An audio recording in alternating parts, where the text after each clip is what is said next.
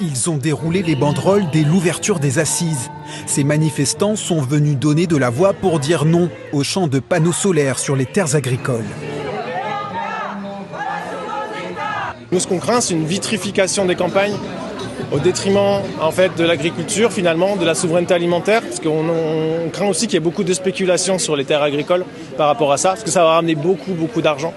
Un enjeu économique important pour les territoires, objet d'échanges et de débats par les acteurs de la filière.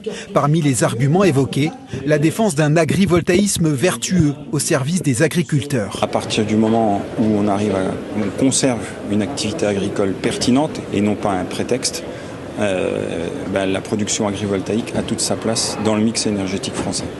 Un mix agricole et énergétique, nouvelle source de diversification pour des agriculteurs en difficulté. Il faut soutenir ceux qui ont une viabilité, ceux qui vont offrir un complément de revenus à l'agriculteur, qui vont permettre également le partage de la valeur à l'échelle du territoire.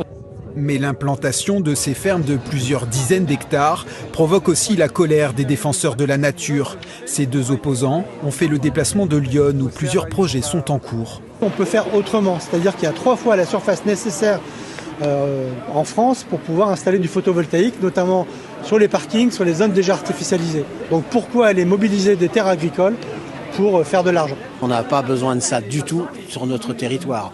On n'a pas du tout, parce que ça va devenir des friches industrielles. Dans 30 ans, qui va les démonter? Qui va payer? Ça sera encore nous, parce que ces sociétés-là auront toutes disparu.